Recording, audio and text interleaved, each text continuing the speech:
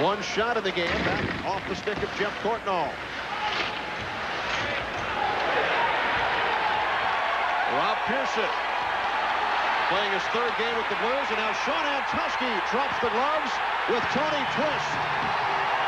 And Twist gets the better of Antosky. Well, anytime Tony Twist is going to step on the ice, the fans here at the Kiel Center are going to stand up and figure something big is going to happen. Tony Twist on a shoulder injury, well recovered from that.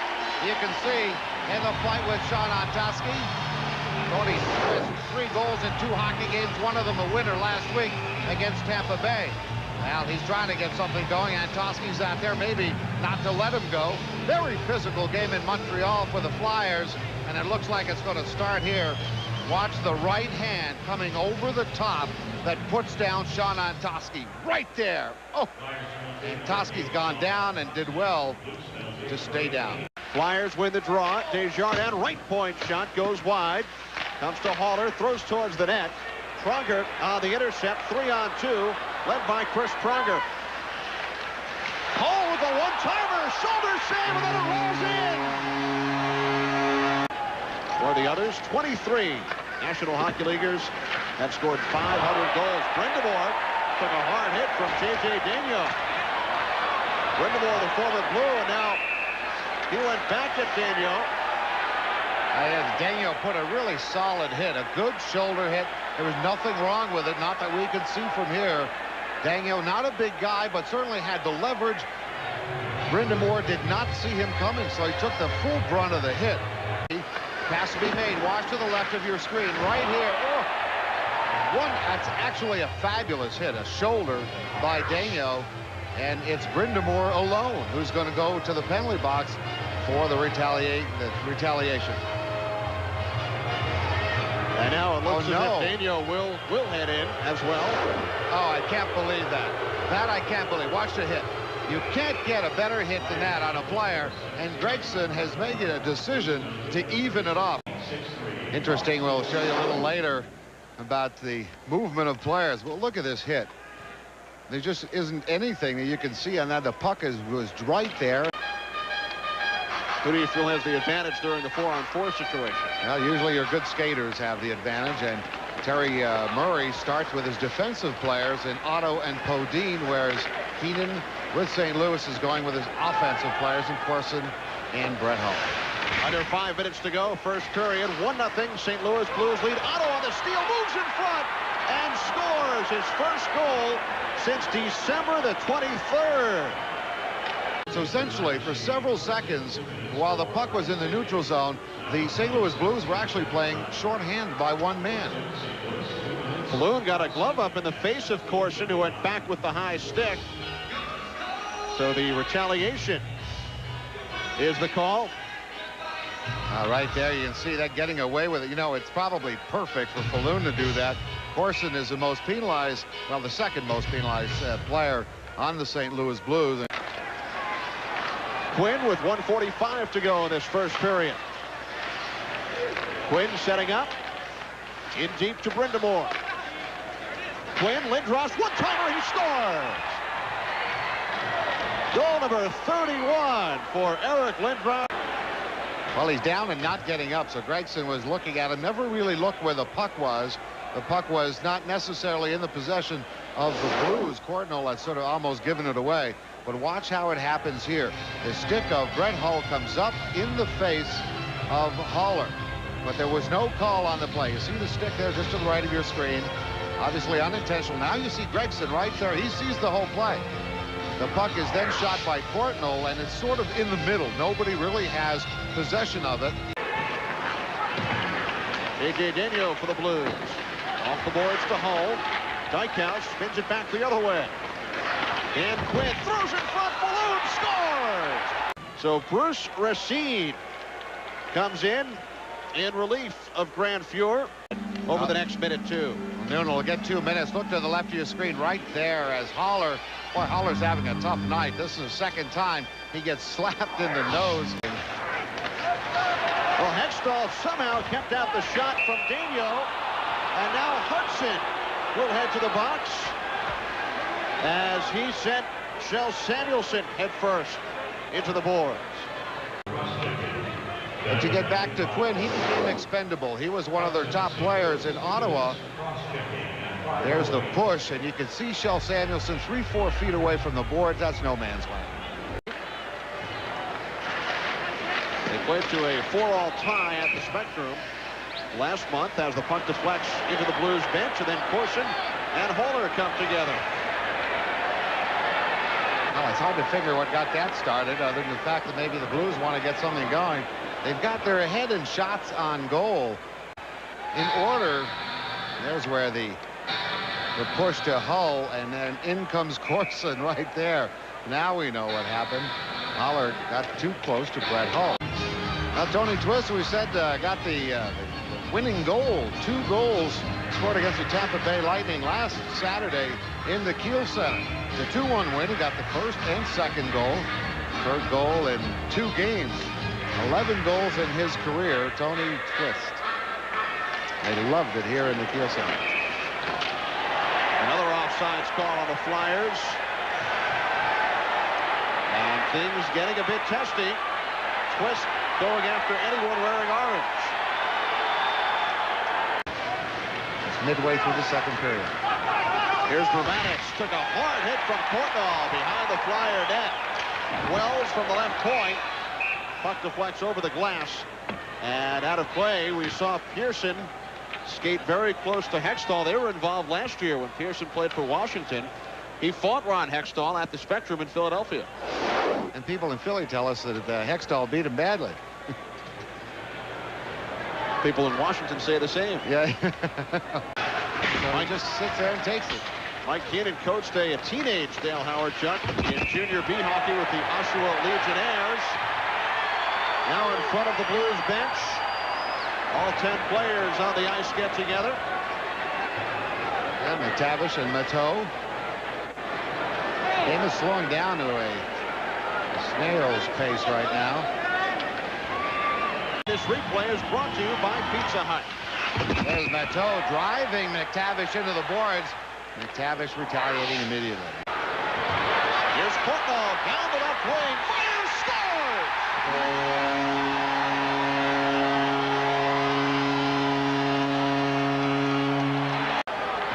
Jay Wells hits the red line and then flips in to Hextall's left. Noonan, first one there! Mateau deflects it wide to the right. Now the rink wide. Leclerc with the bullet. Lindros scores on the rebound. Eric Lindros. And Mike Keenan making another decision, bringing Racine back to the bench, and Grant Fuhr is back between the pipes of the St. Louis Blues.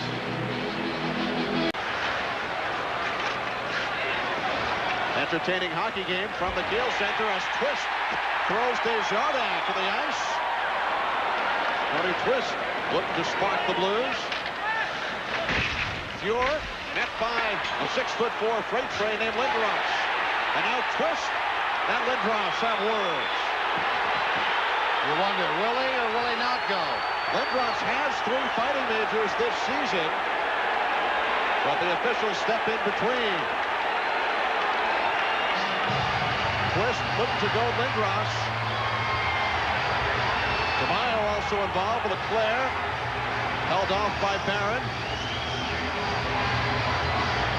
Well, the radio talk shows in Philadelphia have talked about whether or not the Legion of Doom line should maybe go a little more, fight a little more. Not to be the case here. We'll be right back.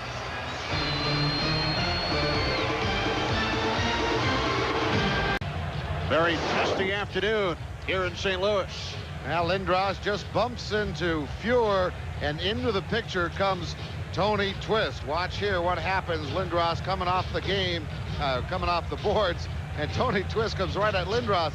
Now there have been some criticism. They say the Legion of Doom line had 4 fights all season. Lindros had 3 of them, Renberg the other. But you can understand here why Lindros is not going to get into an altercation with Tony Twist. It looks like The Johnson roughing. alone. Samuelson heads to the bench. Here it is. Here we'll see here the hit and the stick way up in the face of Johnson. That's why the retaliation. And you see in the picture, that's really what is caught by referee Terry Gregson, and usually it will be. 5-on-4 now for the Flyers. 1 minute to go on the Johnson penalty. Eric Desjardins shoots in. On goal. You're able to keep it out. Off the shot in by Desjardins, as Desjardins is now tangled up with Courtnall. Away from the other group, along the near boards, Desjardins and Courtnall have dropped the glove. Desjardins fired the puck in and caught the glass on the near side and went towards the net. Fuhr was able to react, and then Desjardins dropped the gloves. Now Lindros gets together with Shane Corson. Brind'Amour steps in to defend Eric Lindros. Well, I don't think Lindros is going to go. Obviously, the same thing happened with Tony Twist. Eric Lindros decided to rather talk his way out of it. He doesn't want to get involved. But the initial confrontation happened between Brind'Amour and Corson all the way up the ice. As the activity was going on the right side of the ice, they were banging away at each other. Game getting very chippy. And neither of those players drafted by Philadelphia. The late penalty coming up on the Blues. Tony Twist touches up. Looks to go Podine into a penalty. The original call was on St. Louis. And once again, all 10 players converge. Lindros involved once again. Perhaps as a peacemaker this time. Now Tony Twist might be going and talking to Lindros and saying, hey, look, you're getting involved, it seems, in every altercation, but then again, you're not really getting involved. Tony Twist at some point is going to want to fight somebody. That's Rob Pearson who's yapping at Lindros. We mentioned earlier they were line mates, good friends in junior hockey. Do you know that they were good friends? Eric Lindros told us so yesterday. In fact, he informed us who the third member of the Lindros-Pearson combination was. Somebody by the name of Matt Hoffman, who was drafted by the Calgary Flames, was the other winger with Lindros and Rob Pearson. Matt Hoffman, he might have been the defensive winger. Well, Eric said Hoffman scored 99 points that season. Wow. Pearson and Lindros continue to have words.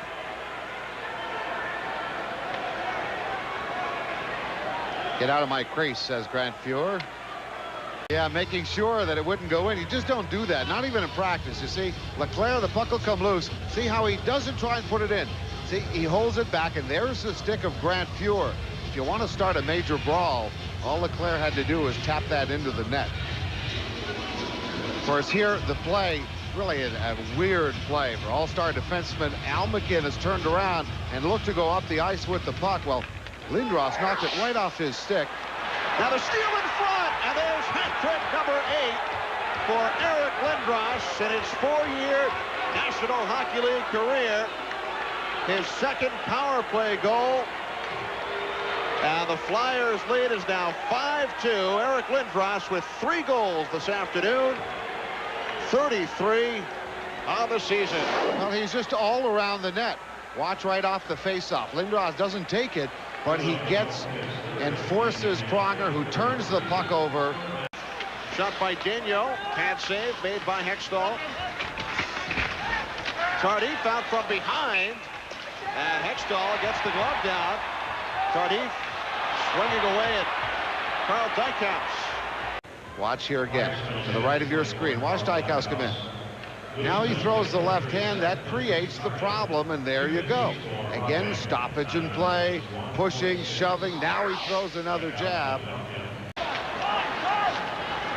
Not after we have that tag set. And here's Semenoff moving in, feeding McTavish, who scores. Craig McTavish firing his 3rd of the season. Chris Therien and Stefan Matteau go toe-to-toe. Now, Chris Therien is very big, very strong kid from Ottawa. One of the things that they say is that maybe he could be a little more physical. And if he were a little more physical, he might be like a Tenorti, who's now with the Washington Capitals. Well, Therien has taken the matters into his own hands, having a brawl here with Stefan Matteau. You know, the level now of the game has gotten to the point where you see sticks and gloves are all up in the face and a lot of yapping and talking. And so you can see right here what led to this. It's not anything that's going to change the course of the game. It's frustration on the players' behalf, and the game has gotten a little bit out of hand. And you got to wonder if maybe Terry Gregson didn't let that get out of hand early in the hockey game, where every stoppage of play now, the glove is in somebody's face, and it's just slowed down, as I say, to a crawl. Now the Blues are second in the NHL at getting penalties, 25th overall. Fans react as Lindros steamrolled into Johnson. LeClaire across the Blues line. Drop pass. Lindros shot deflected wide by Kravchuk. LeClaire setting things up on the power play. Desjardins to Lindros. Blocked by Barrett. Lindros to Otto. He scores! Eric Lindros setting up Joel Otto for his second goal of the afternoon. It's now 7-2 Philadelphia. And now we have Carl Dykhouse and Rob Pearson.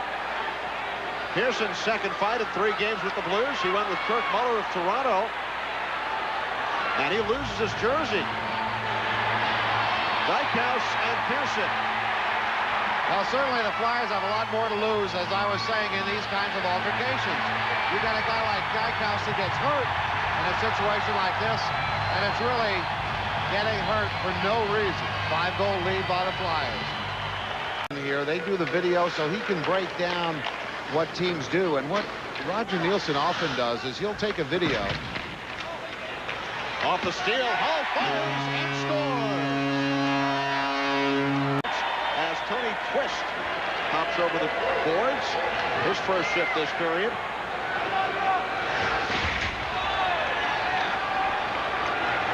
J.J. Daniel puts on the brakes, cuts away from Sean Podine.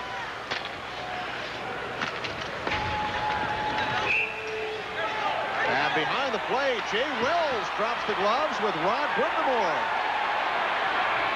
Wells, the 17-year veteran. A Stanley Cup winner with the New York Rangers. And exchanging pretty good punches there with Rod Brindamore. And with the Flyers leading the Blues 7-3, Rod Brindamore and Jay Wells head off. Well, the Penguins having a tough time getting on the scoreboard of late. Loss of the Florida Panthers 2-1, went to Tampa Bay, lost 4-1, and now no goals against Detroit.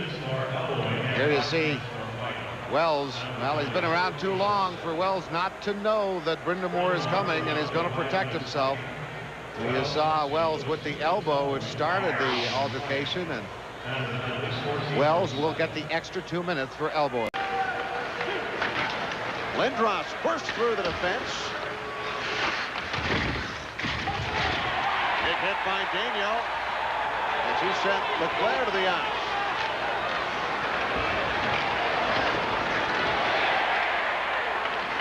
LeClaire with some room. Looking for Lindros. Twist intercepts and clears out. And now they're going to go. Twist looks to go after Eric Lindros. They continue to draw. Here we have Otto and Corson.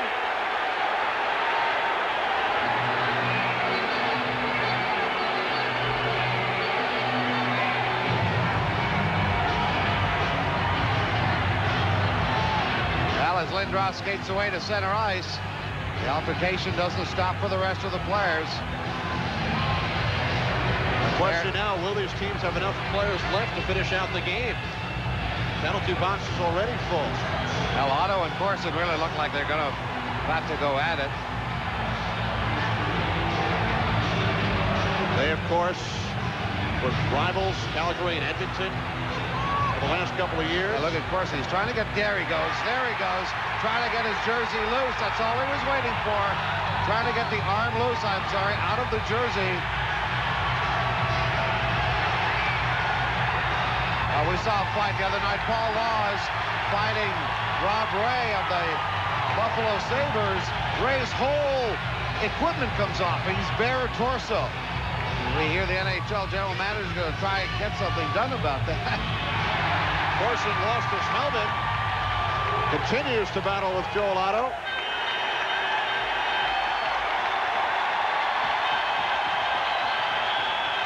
There's only been 15 shots. I got 16 with Burridge. 16 shots in all the hockey games we've had, penalty shots allowed. You had one, right? Playoffs against Washington? I had one in the playoffs against Washington, yes. And I suppose you want me to tell you what happened. As long as you brought it up. Well, I didn't score. Unsuccessful, but then I read that Lindros heading to the net. Stick save made by Fuhr. Falloon is stopped by Fuhr. LeClaire comes together with Daigneault, who goes down. Twist throws Lindros to the boards behind the net. Referee Gretchen was right there, saw it develop. Well, he's going to the bench looking at Terry Murray. He said something to Terry Murray. He must have told him that he wants to stay on the ice. Now, this is absolutely a mind game where Lindros will not give in. Here behind the net, you'll see the first time they were able to come together. Twist, powerful man, drives Lindros back. Lindros pushes back, but that's as far as it went. Lindros now lined up on the left wing. Twist has headed to the bench. He looks tired after the long shift. Well, there's no doubt Lindros does not want to show the St. Louis Blues or Tony Twist that he's defeated or anything. And there now he's talking to Courtnall. Wow, what a game this has been. Here comes Tony Twist. Now he tapped Lindros with his stick. He thought Lindros was heading to the bench. Now the lead pass. In rush. Flat. Under a minute to go. And now Lindros with the headlock on Twist. Now Twist is not going to let him go. Now but Lindros has not dropped the gloves or his stick yet. Well, there's only one mission for Tony Twist. He tapped Lindros on the posterior with his stick as he returned to the ice. There you see right there. Now Lindros and Tony Twist are tied up. The gloves come off of Twist. Boy, he gets rammed in there, head first into the glass. Lindros is not going to fight. He has not dropped his hockey stick or his gloves. This is where Kenny mentioned about the tap, thinking Lindros might have been going off, but Lindros might have changed his mind. He's not going to give in. He stays on the ice. And both Eric Lindros and Tony Twist have headed off to their respective dressing rooms. They are finished for the afternoon. It's not saying congratulations for your hat trick, I'm sure. Tony Twist is not saying that. We'll be back to wrap things up right after this.